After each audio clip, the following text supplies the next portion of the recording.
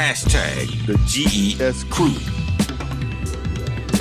As an individual, watching these programs and these situations that go on, are you able to compartmentalize these issues and be able to, come to a greater understanding of how they reflect in your life?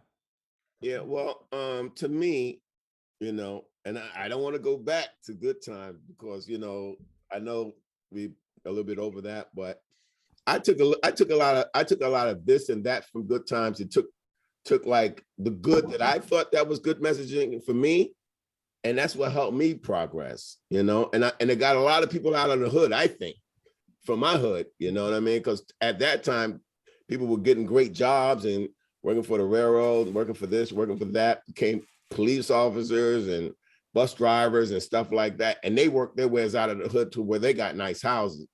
From all this knowing that I'm not going to stay in the hood. So that's I don't want to go back to that subject, but from what you're asking right now, I think what's going on right now with a lot of this TV going on, I think there's too much violence. You know what I mean? The violence is too much. I mean, it's like every cop show that's on, every FBI show.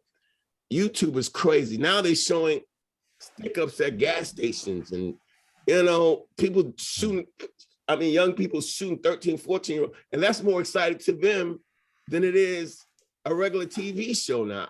And I don't know how the guns get in the neighborhood. I don't know I know Black people can't afford guns like that. They can't afford Drake 13s and a Drake gun or AR-15s. They can't afford stuff like that. How do they get in our neighborhoods and they got AK-47s? Come on, man. These kids can barely they don't have money, even if they had drugs, even drugs ain't selling. They always selling, but it's not like, back in the 80s, they used to have money to get these guns, but the guns that's coming in, it's like trains breaking down. They're taking them off the trains or something. I don't know what's going on, but Black people can't afford guns like this. And I think that is the big narrative as far as, kids are so interested to see if they got cash, like, when you're watching videos, and they showing Mayweather, he's got like $1 million on the table and they just trying to go straight to the cash. I think that's more entertaining to that than regular shows that we grew up on. And that's what kills me. But the lesson and look at the excellence of Mayweather. Yeah, see, but he worked for it. That's my point. He worked for it. He worked for that money. He didn't steal for it. That's what I'm saying. He created. He is excellent at what he does. Yeah, he worked for it. He's excellent. Right. And they talk about that's where his money came from. But don't nobody want to get. Nobody wants to work. Every millionaire, every millionaire or billionaire. How many billionaires or millionaires do you know have degrees or have bachelors or have doctorate degrees? It's not that many. They're always business minded. Mayweather is a great businessman, and his mind is business. Jordan is a great businessman because they have that business mentality. You know what I mean? And back in the day when they used to hustle for drugs and stuff like that, that's a good business. Selling weed just to put food on your table and stuff like that. That's good business mentality. You know what I mean? But they work for it. Now they just want to shoot you and rob you. That's different. And I think that type of YouTube stuff should change where the entertainment world should help these kids, get into more entertainment instead of getting in the streets, and that, go to the neighborhoods, to the hood, I'm sorry, I get choked up behind this, bro. Yeah. Get it, bro. I feel you. Yeah. All right. Well, let me, cause you piggyback off of what Big said, so I'm gonna kind of direct this, from there, and I'm just gonna say, because I'm gonna say this to you, Big, because you hit on this a little earlier. As content creators, what do you think our responsibility is when it comes to making our show? I think it's a responsibility to make it entertaining, but also it should always be something in it that's for somebody. Like our shows, we always try to give something. We trying to give something back that people may not have got. there's a lot of empty father households. So that's why we the internet uncles. We try to provide a black male's perspective on things that you should know in some cases. And in this form, in this fashion, people choose to watch. So when they choose to watch, they're listening for something other than me walking up to a kid, grabbing them, hey, you need to dye that hair, you need to, stuff like that. It's like today's world, our culture is a youth-based culture. We don't value, as a culture, we don't value age and expert experience. Everything is hot and young and hot. And every other community, the foundation is the elders. That's the foundation. But because I really believe, because right now, if you look at the numbers, we've got so many broken households, it's incomplete, and we don't have we need the male structure in our households. However they can get there. If they get it through this show or in some other way, we need the power and the voice of a man, because these young guys that's growing up being raised by women and maybe not even having an uncle that is around, they don't even know how to respond to a black man like myself, because I am very direct and I'm typically very firm. Now, my kids understand that. They know how to move with that. They know how to respond with that. But you get a kid that don't have no father, he want to fight, or he want to, he doesn't understand because he wasn't raised in the environment. And then on the flip side of that, from a youth standpoint, you get the same thing from the women. That's why I made the statement earlier about Florida being a wife. We're not breeding wives, and that's why there ain't no husbands. I just believe from it's more traditional men than husbands, and that's the breakdown of Yeah, one has to, you have to be shown, you have to see these things, you have to have those type of experiences. And I think what we missed on, we've been talking about a lot about TV. Music is also a major form of edutainment. I mean, KRS-One is the one who came with the phrase edutainment. And I'm glad we got Blaine on the show, because he comes from an era where it was messaging in the music. Right. The music provided a soundboard or gave you a visual of how we should operate and move as a community, right. As a people, as a whole. And I just think that a lot of that is missing. A whole lot of that is missing in the music. And that's one of the biggest forms of edutainment, because that's what inspires. That's what triggers. When you go to work out, what you listening to? Music. You're not listening to no real programming. You listening to music when you work out. When it's family time at a reunion, or you got people over the house, what's in the background? The music. When kids get in the car and they ride together, what is it? Music. It's not TV programming. I think music is the biggest form of edutainment. Yeah. And I think, we really, I think we really need to kind of lock in and kind of encourage the younger generation to get back to putting messages, positive messages in the music. A lot of, Blaine, you got choked up about what's going on now. I hope y'all can cut that. Apologize, bro. No, you ain't gotta apologize for that. People need this is the type of thing that we want to bring to the show. We want to bring that passion. We want to bring that energy, that type of so that the people, the youth, can see that we're driven to try to put out these messages. Positive messages to try to give them something to know that, hey, we're here and we're willing to do what we can to, try to, give them some kind of encouragement as well, So, yeah. And can I get on to what Ro was saying about that too? Because back in the hip hop days, that's I mean, that was my days. KRS-One, all them cats, man. Let me tell you something. African Bambaataa, he was a part of the Spades in New York. And they used to have, I mean, I can name all the games they had, different games. I can't think of them right now, but the Warlords, they had Five Crowns, they had all these games. If you ever remember that movie Warriors, you see a lot of that. But what I'm getting at is rap put a truce to the gang violence back in my day. I mean, they had all those people put down their guns, and then it went crazy. I'm talking about, I mean, I have never seen it so beautiful when they all the gangs got together, right? They had a big truce. And that's when breakdancing and everything, you could almost go to the other hoods or go to a club and enjoy entertainment or music or different breakdancing or that. It was beautiful. And I think that it can happen again today if all these major rappers make a truce. I mean, that's just my point, man. I'm sorry. It's the, go ahead, Ro. It's the, it starts at the head. Yeah. It starts with the program directors at the radio. It starts with the record labels, the executives, the A&Rs, those who are in charge of finding the talent and directing how this music is being put together.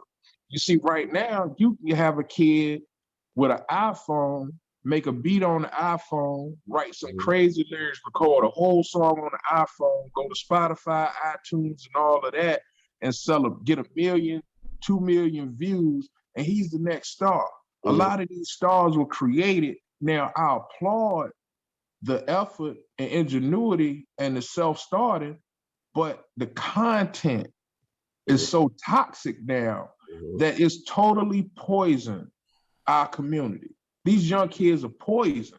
They're tricked into believing that you have to have a gun, you have to kill your enemy instead of being able to come together and overcome your differences. You know, it's sad. And music is the biggest. Music makes you feel good. Music dictates emotion. You know, I was just listening the other day. I got a playlist on YouTube that I listen to, man, and Frankie Beverly and May's song "We Are One" came. And if you just listen to the lyrics of that song, man, we are one. You know, those type of emotions, Earth, Wind, and Fire, Can't Have Love. I mean, it just takes you there. You know, and you know, and if you talk about the music, listen to Public Enemy, She Watched Channel Zero. Everything he put in that song, man, Chuck D was trying to tell us back then about the television. Television. That's what he used to say. Right. You know, so I just think that, you know, as we kind of reel a discussion in as far as edutainment, the content on the television, the visual, the visual is what it is, but I think music is the biggest form of edutainment that needs the biggest correction and what we need to focus on the most because it has the biggest impact on people, period. You know, there's very little control of it now, though, because you can be independent. And this is the thing. There are artists out there now that are very popular that don't get no airplay. Back during our era, you had to have airplay if you was gonna get popular.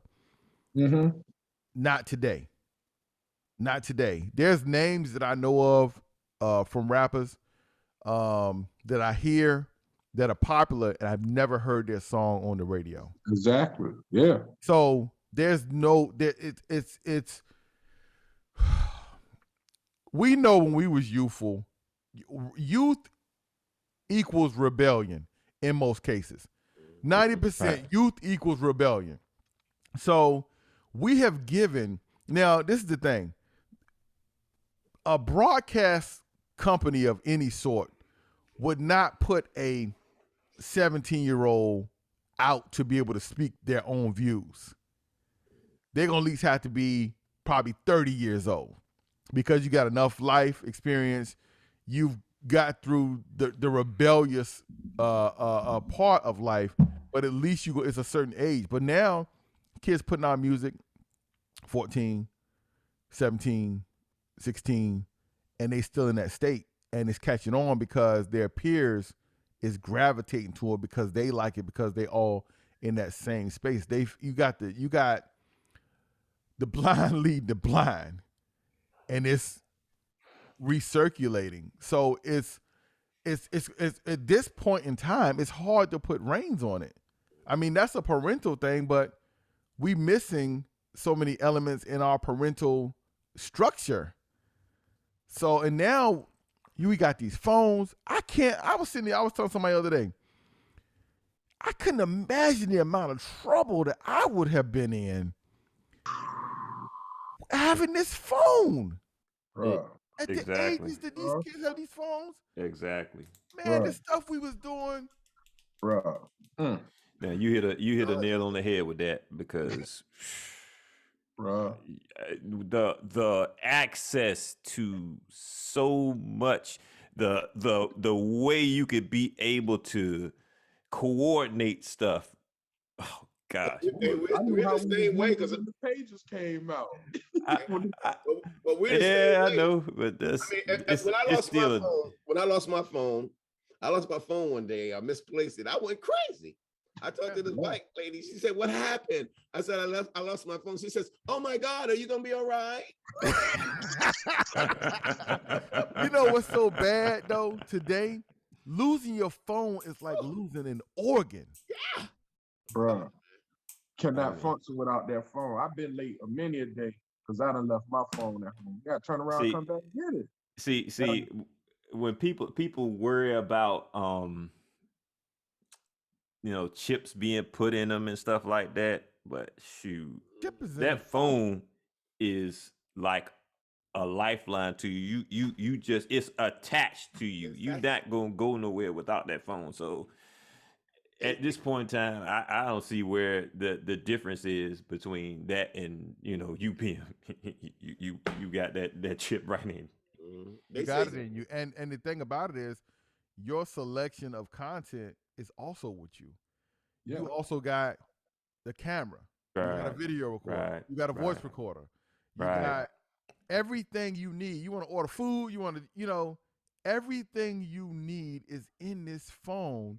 And that's why it has become an addictive, it's not even almost like an option nowadays. It is literally a part of it. Oh, I swear, y'all going, y'all taking this to another.